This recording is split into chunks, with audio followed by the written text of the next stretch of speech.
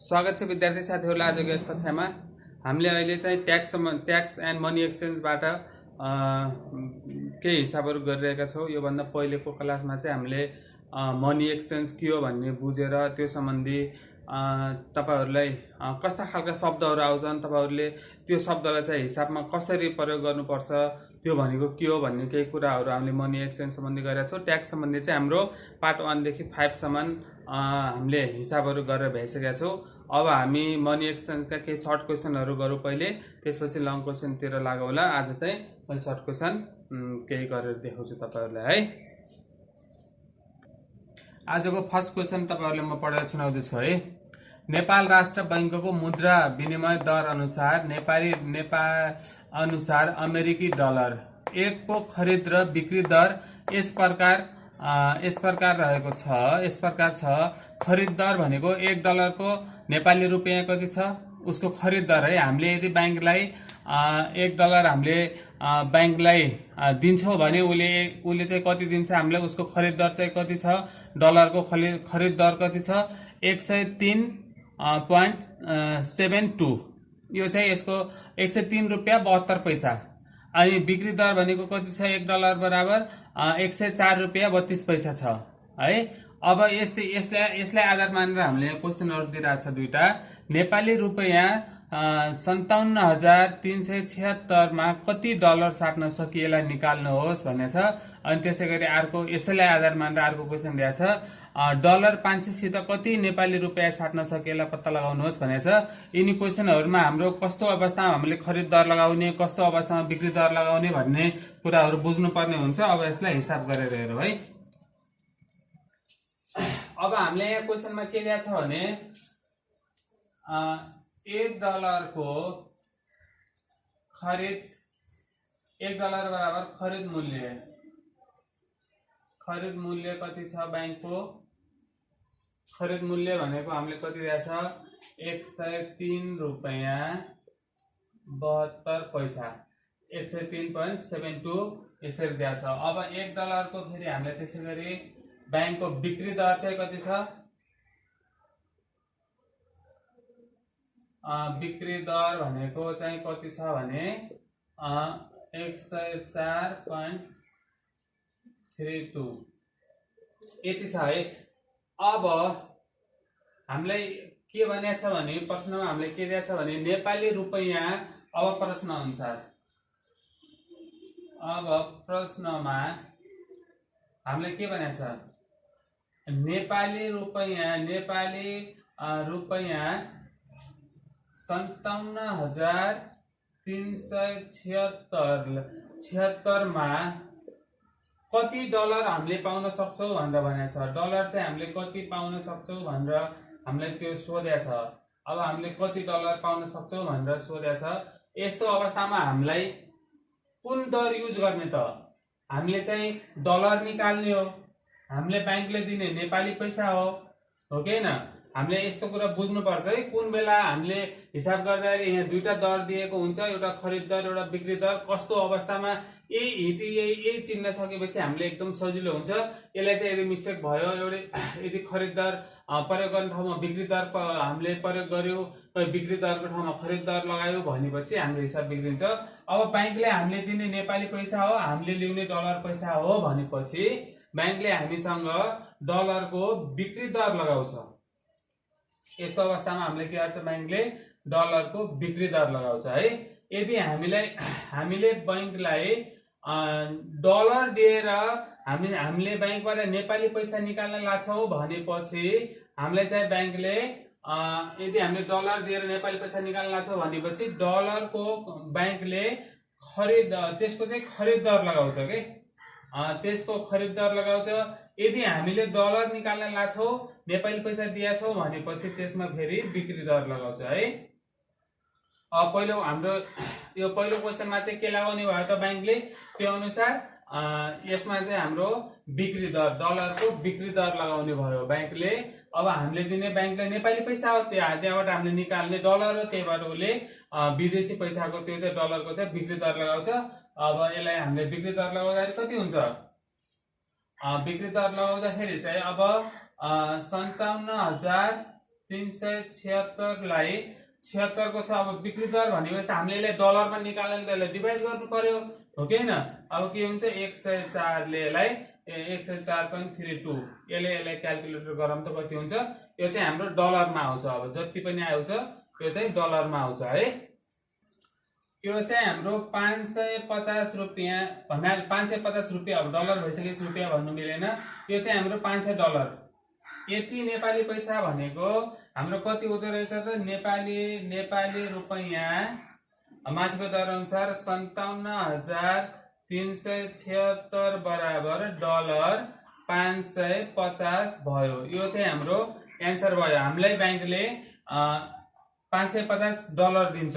यसमा चाहिँ ब्याङ्कले कुन दर प्रयोग गर्छ, बिक्री दर प्रयोग गर्छ कि खरिद दर प्रयोग गर्छ भनेर एकदम क्लियर हुनु होला। तपाईले नेपाली पैसा दिएर डलर निकाल्दै हुनुहुन्छ भनेपछि तपाईलाई ब्याङ्कले डलरको बिक्री दर लगाउँछ। यदि तपाईले डलर दिएर नेपाली पैसा निकाल्दै हुनुहुन्छ भने तपाईको डलर ब्याङ्कले किनेको जस्तो हुन्छ। अनि त्यस्तो बेला चाहिँ किन्नु भन्नु र खरिद भन्नु त एउटै हो, त्यही भएर त्यस्तो बेला खरिद दर लगाउँछ। अब आइआईको हेरौँ त के भनेछ। अब यसमा के भनेको छ, हामीले यहाँ डलर मानौ हामीसँग डलर छ, हामीसँग 500 छ, यो 500 हामीसँग यो 500 डलर छ। अब यो डलरलाई चाहिँ हामीले बैंकबाट के गर्नु परेछ, 500 डलर सित कति नेपाली रुपैयाँ साट्नु पर्ला भनेको छ हामीलाई। अब हामीलाई के चाहिएको छ, यहाँ चाहिँ नेपाली रुपैयाँ चाहिएको छ, हो कि हैन? अब यो हाम्रो डलरलाई बैंकले बिक्री दर लगाउँछ कि खरिद दर लगाउँछ? हामीले यति कुरा बुझ्यो भने त यहाँबाट सजिलै गर्न सक्छौं, हो कि हैन? खरिद दर कुन लगाउँछ होला, तपाईहरुले पनि यो कुराले राम्ररी ध्यान दिनु होला। यस्तो बेला चाहिँ बैंकले हामीसँग भएको जो डलर हुन्छ त्यसलाई चाहिँ बैंकले सधैँभरि यस्तो बेला के गर्छ, खरिद दर लगाउँछ। अनि हाम्रो खरिद दर भनेको कति छ, 103.72 इन्टु अब हाम्रो यो कति हुने भयो, 500 रुपैयाँ यो चाहिँ डलर छ। अब यो चाहिँ निस्केपछि हाम्रो कतिमा आउँछ, नेपाली रुपैयाँमा आउँछ है। अब यो क्याल्कुलेटर गर्दा कति आउँछ, यो चाहिँ हाम्रो यति, यो चाहिँ नेपाली पैसा आउँदो रहेछ 51,860।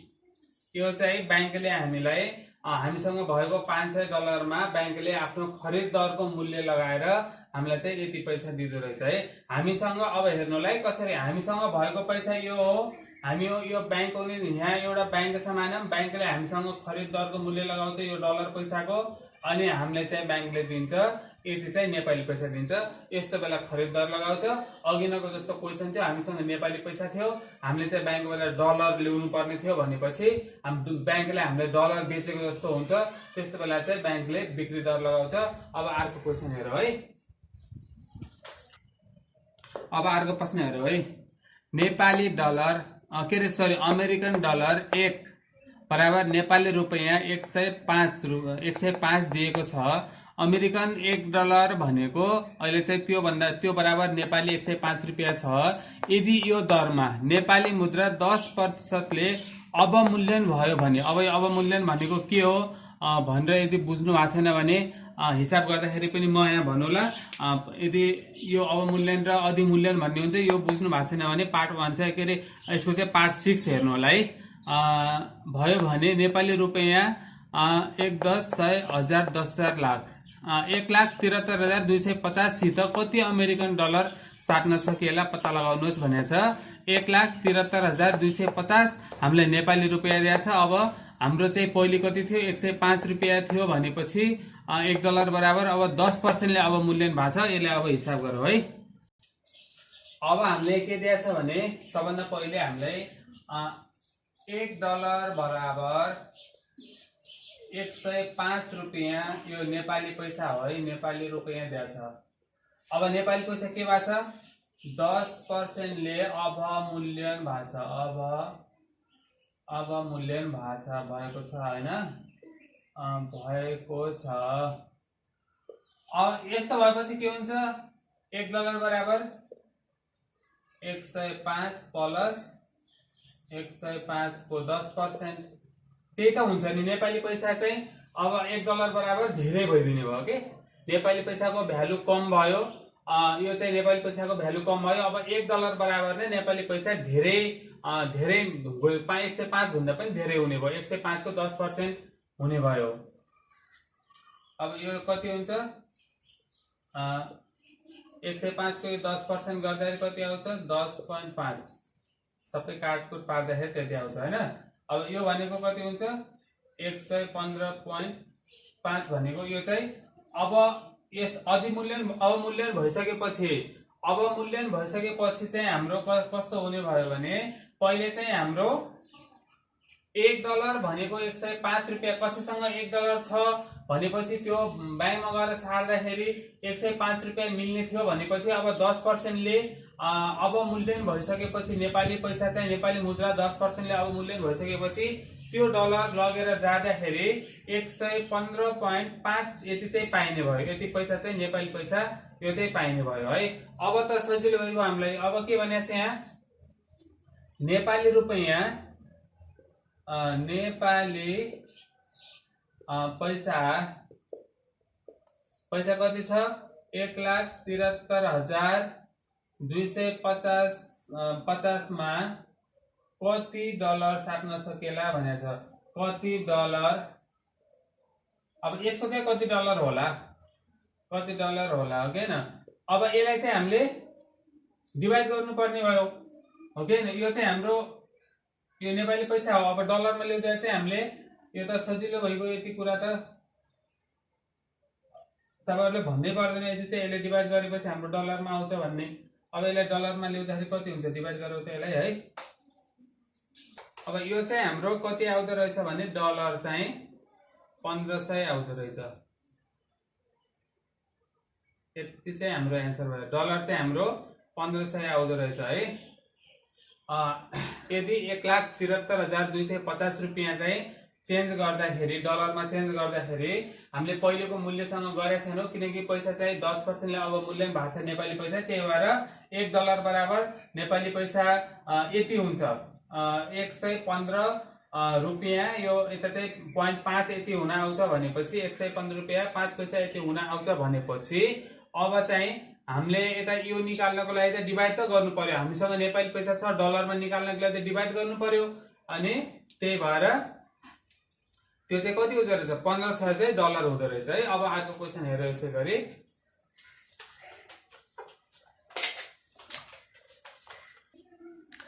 यदि $176 बराबर 100 पाउन्ड र 1 पाउन्ड बराबर नेपाली रुपियाँ 119 भए $132 मा कति नेपाली रुपियाँ साट्न सकेला निकाल्नुहोस् भनेको छ।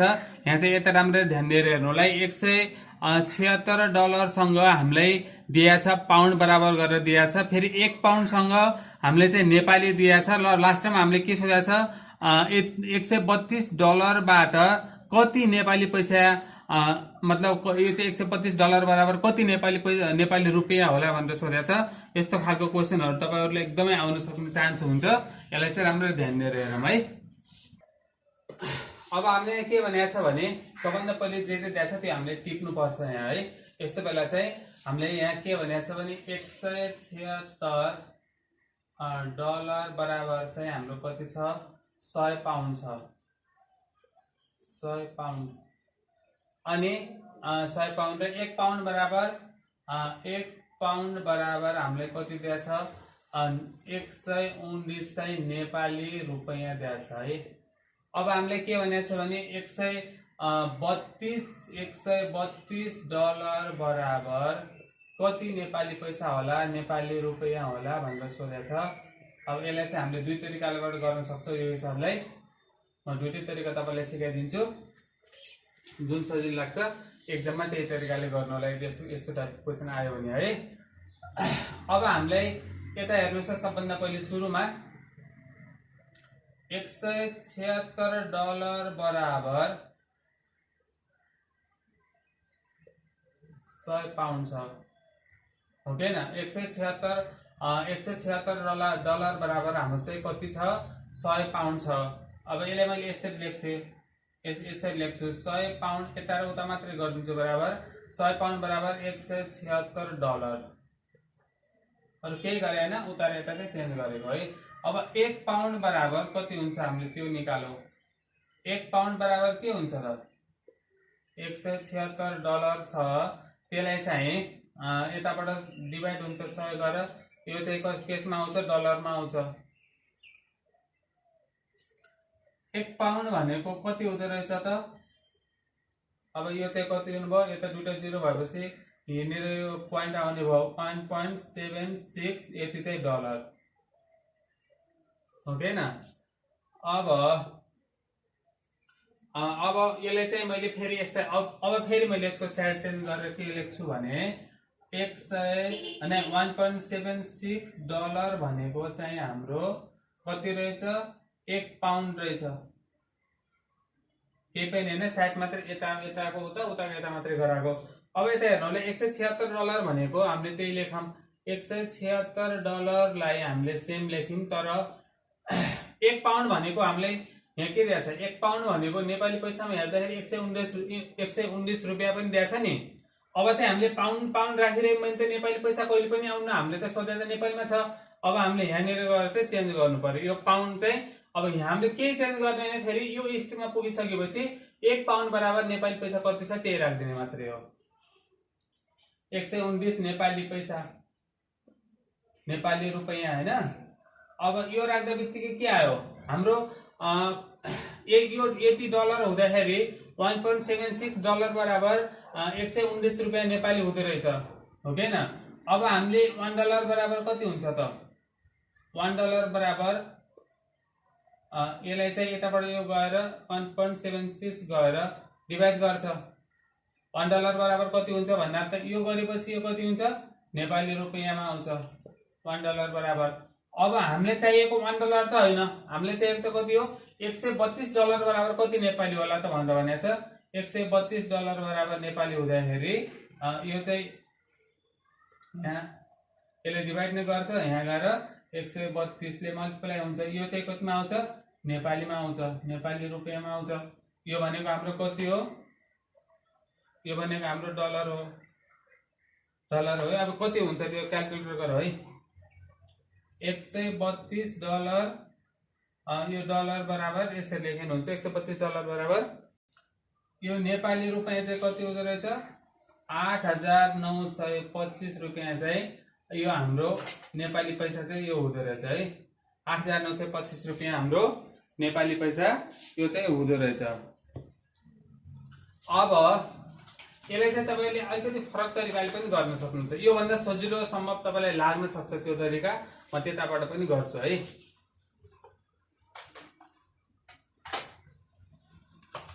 अब हामीले के दिएको छ डलर, यदि डलरको 176 डलर बराबर 100 पाउन्ड दिएको छ, 100 पाउन्ड दिएको छ। अनि 1 पाउन्ड भनेको कति दिएको छ 1 पाउन्ड भनेको हामीले कति दिएको छ नेपाली रुपैयाँ चाहिँ कति दिएको छ 119 नेपाली रुपैयाँ दिएको छ है। अब यसलाई चेन रुल भन्छ, त्यो चेन रुलबाट म गर्दैछु है। अब मानौ अब यता हाम्रो डलर आइसकेको छ भनेपछि मानौ x नेपाली रुपैयाँबाट नेपाली रुपैयाँ बराबर कति हुन्छ 132 डलर हुन्छ। 132 dollar pound dollar pound Nepali रुपैयाँ डलर, यता पनि डलर एकचोटि आयो अनि पाउन्ड आयो नेपाली रुपैयाँ। यो चाहिँ हाम्रो चेन रुलबाट तपाईहरुले यसरी पनि एकदम सजिलोले हिसाब गर्न सक्नुहुन्छ। यसमा चाहिँ कस्तो हुन्छ भने अब हेर्नुस् एकचोटि यहाँ डलर आछ, यहाँ पनि डलर आछ, एकचोटि यहाँ पाउन्ड आछ, यता पनि यो पाउन्ड। यो 176 डलर बराबर यो बराबर हुनुपर्छ। फेरि यस्तो बराबर नदिएको बेला चाहिँ यसरी हिसाब हुन्न। 176 डलर बराबर 100 पाउन्ड यसरी यो बराबर भनेर दिएको हुनुपर्छ। अब यता नेपाली रुपैयाँ पनि x नेपाली रुपैयाँ, यता पनि नेपाली रुपैयाँ हाम्रो छ। अब यसमा चाहिँ के हुन्छ भने हाम्रो यहाँ यस्तो बेला के हुन्छ भने 176 dollar into 1 pound into x Nepali रुपियाँ बराबर हामीले के लेख्न सक्छौँ भने यता यो 100 पाउन्ड हैन, यो 100 पाउन्ड नेपाली रुपियाँ। अब यिनलाई सिधै यसरी लेख्दै पनि हुन्छ, तपाईले यो सबै चीज नलेखेर सिधै 176 1 इन्टु एक्स यसरी लास्टमा एक्स जो आउँछ त्यो चाहिँ हामीले यतातिर उसमा गर्नेछौँ। यति एक्स नेपाली रुपियाँ बराबर यति डलर भनेर भनेको छ। यो चाहिँ कति छ, यतातिर 100 छ अनि 119 अनि जो अङ्कहरू मात्रै लेखेर गर्नुहोस् अनि सजिलो। अब एक्स कति हुन्छ 176 एक्स हुन्छ यतातिर। अब यता गरे त कति हुन्छ, यो जम्मै गर्दाखेरि यो चाहिँ हाम्रो यति आउँदो रहेछ यो उ गर्दाखेरि है। अब एक्स निकाल्नु पर्यो हामीले किनकि मानव एक्स नेपाली रुपियाँ बराबर 132 डलर हुन्छ भनेर लेखेको छौँ नि, हो कि न। यो निकाल्दाखेरि अब यसलाई चाहिँ हामीले एक्स को मात्र निकालेपछि हाम्रो एन्सर आउँछ 176 ले गर्नुस्। यो पनि तपाईहरुको कति आउँछ, यसले कति आउँछ क्याल्कुलेटरमा गरौ है, सेम आउनु पर्छ अघि नै जतिकै। यो पनि सेम यति नै हुने भयो किनकि यो चाहिँ क्वेशन हो, यो तरिका फरक हो, एन्सर त सेम आउनै पर्यो नि, हो कि हैन।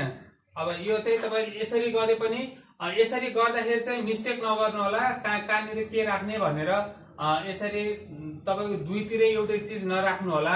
जस्तो यहाँ पाउन्ड छ फेरि यहाँ आएर पाउन्ड नराख्नु होला, यतातिर नेपाली रुपैयाँ आइसकेको छ फेरि यहाँनिर पनि कुनै ठाउँमा नेपाली रुपैयाँ त्यसरी नराख्नु होला। अब म तपाईलाई यसरी म एउटा अलिकति यहाँ बुझ्नको लागि म उ गरिदिन्छु है। यो कुरा चाहिँ चेन रुललाई तपाईले यतिकैमा नबुझेको पनि हुन सक्छ। यता हेर्नु नै 176 डलरलाई मैले यस्तो लेखे अनि 1 पाउन्डलाई यस्तो कस्तो लेखिन्छ है, यस्तो। अनि नेपाली रुपैयाँलाई एक्स नेपाली रुपैयाँलाई मानौ मैले एन लेखे। अब मैले कुनसँग बराबर राखेको छु भनेर देखाउन खोजेको छु है।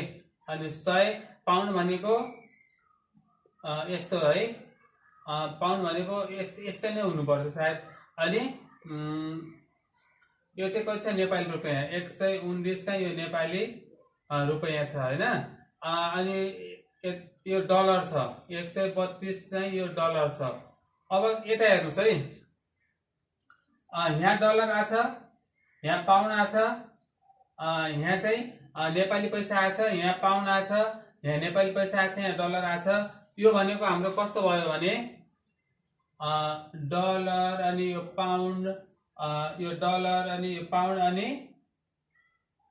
यो नेपाली पैसालाई यतातिर पनि ठ्याक्कै यो मल्टिप्लाई गर्दाखेरि यता पनि सेम डलर यो अनि नेपाली पैसा यो चाहिँ आउनु पर्यो के। यदि तपाईहरुको यहाँ डबल एसएस लेख्नु भयो भने अनि यहाँ डबल एनएन लेख्नु भयो भने त्यस्तो चाहिँ तपाईहरुलाई त्यो क्वेशन चाहिँ तपाईहरुको मिस्टेक हुन्छ। अब तपाईहरुले यसलाई एक्स वाइ जेड मानेर आफै विचार गर्न पनि सक्नुहुन्छ। एक्स वाइ यसलाई चाहिँ एस लाई एक्स मानिसकेपछि यहाँ पनि एक्स मान्नु पर्ने भयो, अनि यहाँ पाउन्डलाई वाइ मानेपछि यहाँ पनि वाइ मान्नु पर्ने भयो, एन लाई चाहिँ जेड मानेपछि यहाँ पनि जेड मान्नु पर्ने भयो। यस्तो किसिमले चेन रुलबाट पनि यस्तो किसिमको हिसाबहरु गर्न सक्नुहुन्छ। अब अर्को क्वेशन हेरौँ है। एकजना नेपालीलाई अमेरिका भ्रमण जानका लागि 3500 डलर चाहिएको छ। यदि $1 बराबर नेपाली रुपैयाँ 105 बैंकले यदि 105 र बैंकले 2% कमिसन लिने नियम लगाएको भए त्यस व्यक्तिलाई 3500 डलर लिनका लागि कति नेपाली रुपैयाँ को आवश्यक पर्ला पत्ता लगाउनुहोस् भनेको छ। अब यहाँ चाहिँ यो डलरको एउटा यो रेट दिएको छ, त्यसमा पनि बैंकले 2% कमिसन ल्याउँछ भनेपछि अब यसलाई पनि यस्तो टाइपको क्वेशनहरु पनि तपाईहरुले एकदम आउन सक्ने चान्स हुन्छ। त्यही भएर यसलाई पनि बुझेर हेरौँ है। अब हामीले सबभन्दा पहिले के रेट दिएको छ भने $1 भनेको हामीलाई नियम चाहिँ कति छ 105 रुपैयाँ छ है, 105 रुपैयाँ छ। अब 2% कमिसन भनेपछि कमिसन सहितको डलरको मूल्य कति होला त। अब 2% कमिसन सहितको $1 को मूल्य निकाल्दा है। अब 2% हामीले के गर्यो, 2% कमिसन सहितको $1 को मूल्य कति हुन्छ त? अब त्यो निकाल्दा के हुन्छ, $1 बराबर हाम्रो 105 रुपियाँ त्यो भयो, प्लस 105 को कति पर्सेन्ट कमिसन छ, 2%। अब यो चाहिँ कति हुन्छ, 105 प्लस यो कति हुन्छ, 210 बटा 100 भनेपछि यो जोड्दाखेरि यो कति भयो, यो चाहिँ 2.1, 110 भनेपछि यो चाहिँ कति भयो, जम्मा हाम्रो यो जोड्दाखेरि यो कति हुन्छ, यो चाहिँ कटेर यति आउँछ, हाम्रो जोड्दाखेरि कति हुन्छ, 105 मा यति जोड्दाखेरि 107.1, 107 यो एक चाहिँ हाम्रो यो चाहिँ कति आयो, $1 बराबर कमिसन सहितको मूल्य चाहिँ हाम्रो यति आयो, हो कि हैन? यो कमिसन सहितको मूल्य चाहिँ यति आयो। अब उसले चाहिँ कति निकाल्नु परेछ त? उसले चाहिँ 3500 डलर उसलाई चाहिए, मतलब निकाल्नु परेछ भने नेपाली पैसा कति खर्च गर्नु पर्ला? अब यो भनेको $1 बराबर यति नेपाली पैसा हो, $1 बराबर अहिले कमिसन सहितको यति लाग्दो रहेछ भने 3500 बराबर कति लाग्छ त? अब यो त सिधै हामीले यिनको यसले गुणन गर्दै आइहाल्छ। अब यो गरौ त कति हुन्छ, यो क्याल्कुलेटरबाट गरौ त, यो चाहिँ हाम्रो यति हुँदो रहेछ। यो भनेको हाम्रो के हुन्छ त, नेपाली रुपैयाँ हुन्छ। 1, 10, 100, 1000, 10,000, लाख, 3,74,850 रुपियाँ। यो चाहिँ हाम्रो यो कमिसन 2% कमिसन जोडेर बैंकलाई हामीले तिर्नुपर्ने पैसा हो। यदि हामीले बैंकबाट $3500 निकाल्न लाग्छौं भनेपछि नेपाली पैसा चाहिँ हामीले कति, अब हाम्रो के आयो त यो, अब $3500 का लागि आवश्यक पर्ने नेपाली रुपैयाँ चाहिँ कति भयो हाम्रो, अहिले भर्खर हामीले निकालेको 3,74,850 चाहिँ खर्च गर्नुपर्ने रहेछ। यसलाई अब तपाईहरुले अलिकति फरक तरिकाले यो क्वेशनलाई पनि गर्न सक्नुहुन्छ, त्यो तरिका पनि म तपाईहरुलाई भन्छु है। अब यहाँ के छ भने मैले चाहिँ अलि के गरे भने सुरुमा कमिसन सहितको $1 को कति हुन्छ भनेर मैले निकाले। तपाईहरुले यस्तो नगरेर लास्टमा आएर कमिसन लगाउन पनि सक्नुहुन्छ के। जस्तो सुरुमा दिएको रेटमा $1 लाई कति दिएछ, 105 रुपैयाँ दिएछ, हो कि हैन? अब हामीले निकाल्नु पर्ने जम्मा चाहिएको डलर चाहिँ कति छ, $3500 छ, हो कि हैन? $3500। अब यसलाई नेपालीमा यो 105 ले मात्रै गर्नु पर्यो। अहिले नेपालीको जति पैसा चाहिन्छ त्यसको लागि त्यसपछि बल्ल उसमा 2% कमिसन लगाउनु पर्यो। यो चाहिँ कति हुन्छ, 3500 लाई 105 ले गर्नु त कति हुन्छ, क्याल्कुलेटर गरौँ त। यो चाहिँ हाम्रो कति हुन्छ, नेपाली रुपैयाँ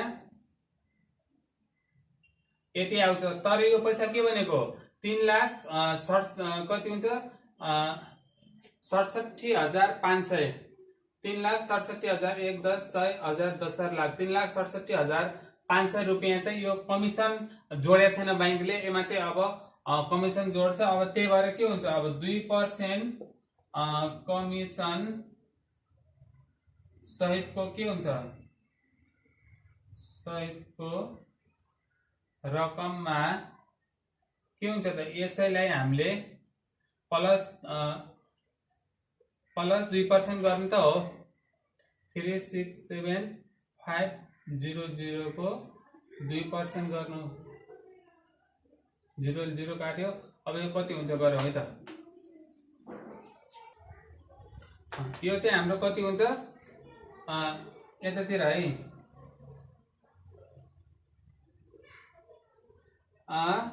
यो चाहिँ हामीले जोड्दाखेरि कति हुन्छ, 7 कति हुन्छ यो। अब यसले चाहिँ यो गर्दाखेरि कति हुन्छ, 7,350 रुपैयाँ चाहिँ हाम्रो 1 10 100 1000 3000 7350 यो चाहिँ यति आयो। अब यसलाई जोड्दाखेरि